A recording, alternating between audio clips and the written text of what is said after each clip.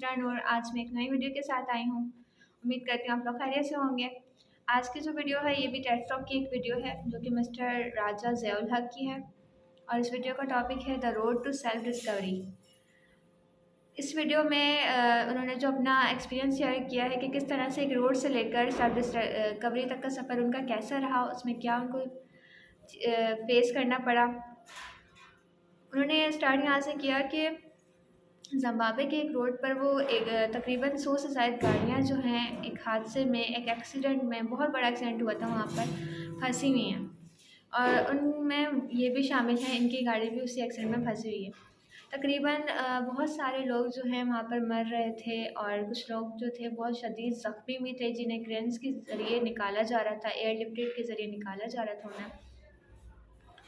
तो ये मौत को अपने करीब देख रहे थे, मरने जा रहे थे, इन्हें फ़ील हो रहा था कि मैं मरने वाला हूँ।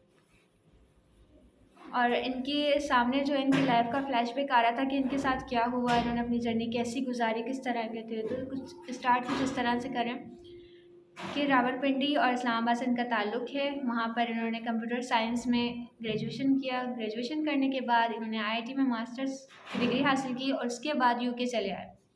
यूके आने के बाद उन्होंने क्लब जॉइन किया। क्लब जॉइन करने के बाद उनको ये एक शौक़ पैदा हुआ कि मुझे जो है ओशियंस, ब्रिजेस वगैरह को एक्सप्लोर करना है, उन्हें देखना है, सबसे बड़ा जो ब्रिज है वो कौन-सा है, वहाँ जाना है। तो इन चीज़ों का उनको शौक़ पैदा हुआ। उसके बाद थिएटर वगैरह का शौक़ हुआ कि थिएटर में जाएँ, वहाँ पे जाके एन्जॉय करना, ये सब कुछ। तो वो एक ऐसे शख़्स थे जिन्होंने सिर्फ़ अपनी लाइफ़ को एन्जॉय किया, अपनी लाइफ़ को एक्सप्लोर किया, मतलब एक्सपेरिमेंट करना उनको बहुत पसंद था, सिर्फ़ एक्सपेरिमेंट करना चाहते थे। उनकी लाइफ़ का कोई पर्पस नहीं था, कोई मकसद नहीं था, बस अपनी ज़िंदगी को बस गुज़ारते थे। कोई उनकी कोई ड्रीम नहीं था कि मुझे पूरा करना है, बस मुझे अपने लिए मेरे को एक ज़िंदगी मिली है और एक ही बार मिलती है ज़िंदगी और मुझे उसको एन्जॉय करना है बस। तो ये सब उनके सामने चल रहा था। एक ऐसा शख़्स जो कि एक हादसे में फँसा हुआ है और उसके माइंड में उसकी जो लाइफ़ थी उसका फ्लैशबैक चल रहा है। कुछ देर बाद जब उनकी आँख खुली तो वो एक हॉस्पिटल में मौजूद थे, वहाँ पर डॉक्टर उनके पास थे। डॉक्टर ने उनसे कहा कि आपका नाम क्या है? आप कहाँ से ताल्लुक़ रखते हैं या आपका एक्सीडेंट हुआ, आपको पता उन्हें इस बारे में कुछ भी नहीं पता था। उन्होंने कहा आई डोंट रिमेंबर, मुझे कुछ भी याद नहीं है। मुझे नहीं पता मैं कौन हूँ, कहाँ से आया हूँ। तो डॉक्टर ने नर्स से कहा कि वो जो बैग इनके पास से मिला था वो बैग लेकर आएँ।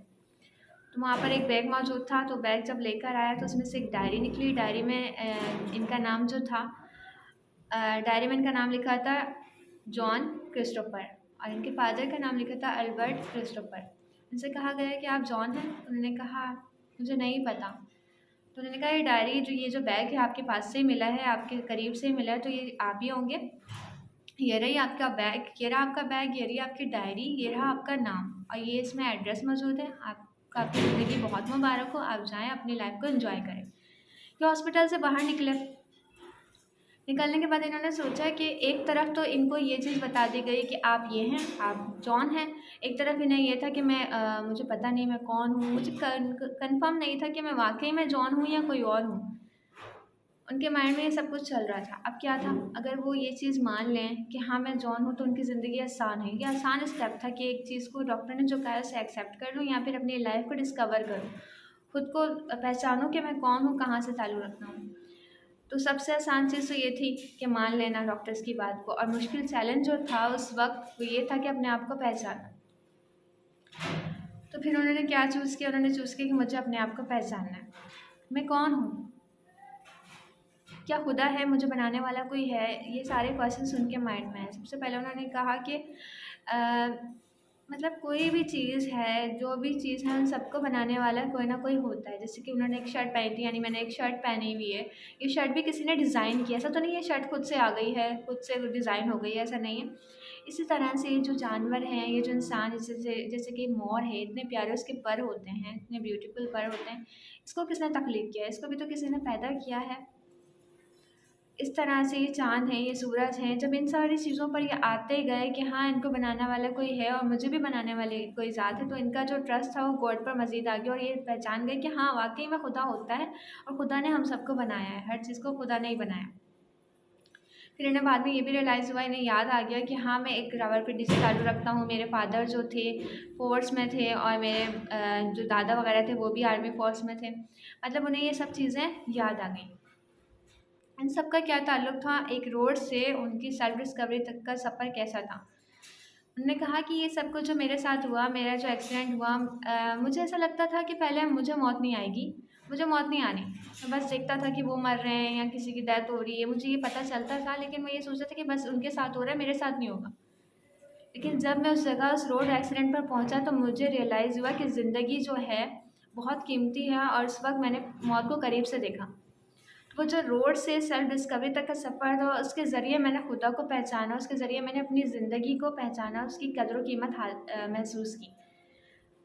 अब मुझे ये रियलाइज़ हुआ इस यानी ये जो एक्सीडेंट था उसमें भी एक चीज़ ये थी कि उनके लिए ये हो गया कि वो उन्होंने अपनी लाइफ़ को अपने जीने के मकसद को समझ लिया। पहले वो अपनी ज़िंदगी को सिर्फ़ वेस्ट कर रहे थे। बस एन्जॉय करना, कुछ करना नहीं, कुछ मकसद नहीं था उनका, लेकिन उन्होंने ये चीज़ अब रियलाइज़ कर ली और सेल्फ़ खुद को डिस्कवर कर लिया। तो आई होप आपको मेरी वीडियो अच्छी लगी होगी। अल्लाह हाफ़िज़। Thank you so much.